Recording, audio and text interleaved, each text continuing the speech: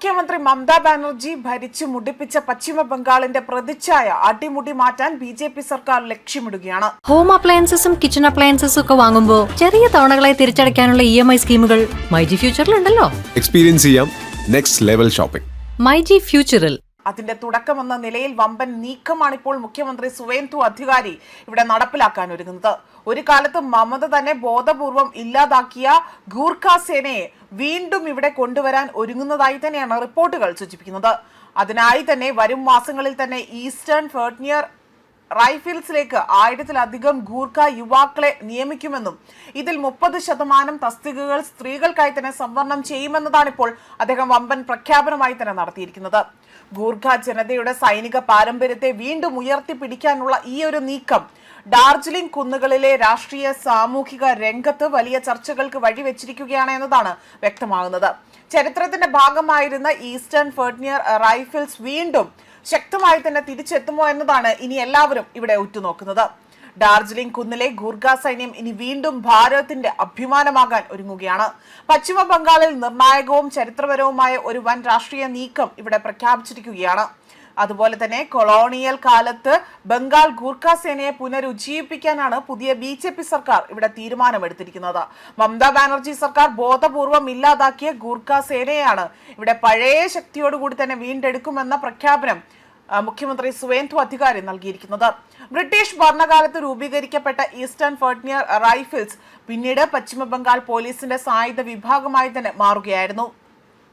ഗൂർഖ സൈനികരുടെ ധീരതയുടെയും രാജ്യസേവനത്തിന് അതിനായി തന്നെയുള്ള ഒരു പ്രതീകമായി തന്നെ അറിയപ്പെടുന്ന ഈ സേനയെ വീണ്ടും ശക്തിപ്പെടുത്തുന്നതിനാണ് പുതിയ സർക്കാർ തീരുമാനം കൈക്കൊണ്ടിരിക്കുന്നതും. ഇതിന്റെ ഭാഗമായി തന്നെ 1000-ലധികം ഗൂർഖ യുവാക്കളെ ഉടൻ സേനയിലേക്ക് റിക്രൂട്ട് ചെയ്യുമെന്നും നിയമങ്ങളിൽ വലിയ രീതിയിലുള്ള മാറ്റങ്ങൾ അവിടെ കൊണ്ടുവരാനായിട്ട് തന്നെ ഒരുങ്ങുകയാണ് എന്നതും അദ്ദേഹം വ്യക്തമാക്കി. ഗൂർഖ സമൂഹത്തിന് നൽകിയ വാഗ്ദാനം പാലിക്കുകയാണ് ഇവിടെ ചെയ്യുന്നതെന്നും അതേപോലെ യുവാക്കൾക്ക് കൂടുതൽ തൊഴിലവസരങ്ങൾ സൃഷ്ടിക്കപ്പെടുകയാണ് ലക്ഷ്യമെന്നും സുവേന്ദു അധികാരി പറയുന്നുണ്ട്. പഴയ ഭരണകൂടത്തിന്റെ കാലത്ത് ഇത്തരത്തിൽ EFR-ലേക്കുള്ള നിയമനങ്ങൾ മരവിപ്പിക്കപ്പെടുകയായിരുന്നുവെന്നും ഒരു കാലത്ത് ശക്തമായിരുന്ന ഈ സേനയുടെ പ്രവർത്തനം ചുരുങ്ങി പോവുകയാണ് ചെയ്തതെന്നും അദ്ദേഹം ആരോപണമായി ഉന്നയിച്ചിട്ടുണ്ട്.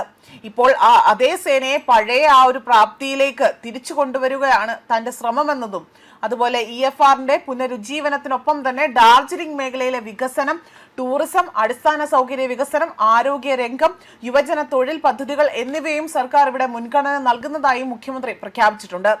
ഉത്തര ബംഗാളിന്റെ സമഗ്ര വികസനത്തിനായി തന്നെ പ്രത്യേക റോഡ് മാപ്പ് തയ്യാറാക്കിയിട്ടുണ്ട് എന്നും അദ്ദേഹം പറഞ്ഞു.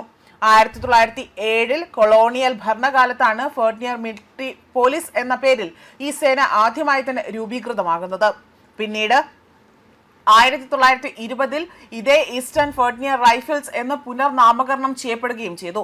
പശ്ചിമ ഒരു രീതിയിൽ മിഡ്പൂരിലെ സൽബാനിലെയാണ് ഗൂർഖ സേനയുടെ ആസ്ഥാനമായി തന്നെ പറയുന്നത്.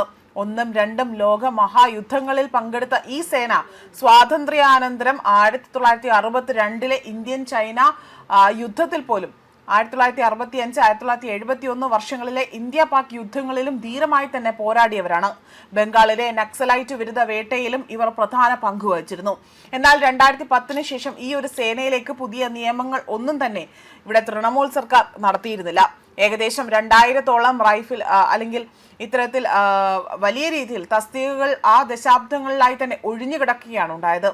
സേനയെ ആധുനികവൽക്കരിക്കുന്നതിന് പകരം തന്നെ ഉണ്ടായിരുന്ന 3 ബറ്റാലിയനുകളെയും 2 ബറ്റാലിയനുകളായി തന്നെ ചുരുക്കിക്കൊണ്ട് മമതാ സർക്കാർ ആകട്ടെ ഈ ചരിത്ര സ്ഥാപനത്തെ ഇല്ലാതാക്കാനുള്ള ശ്രമമാണ് അവിടെ നടത്തിയത്. എന്നാൽ ബി.ജെ.പി. സർക്കാരിന്റെ ഈ ഒരു പുതിയ നീക്കത്തിലൂടെ തന്നെ വടക്കൻ ബംഗാളിലെ സ്ഥലങ്ങളിലെല്ലാം തന്നെ വിഘടനവാദ പ്രസ്ഥാനങ്ങളുടെ തീവ്രത കുറയ്ക്കുവാനും കുന്നുകളിലെ ജനങ്ങളെ സംസ്ഥാന പോലീസിന്റെയും ഭരണകൂടത്തിന്റെയും ഒരു മുഖ്യധാരയിലേക്ക് കൊണ്ടുവരുവാനും സാധിക്കുമെന്നതാണ് ഇപ്പോൾ രാഷ്ട്രീയ നിരീക്ഷകരടക്കം ഉറ്റുനോക്കുന്നതും. ന്യൂസ് ഡെസ്ക് കർമ്മ ന്യൂസ്.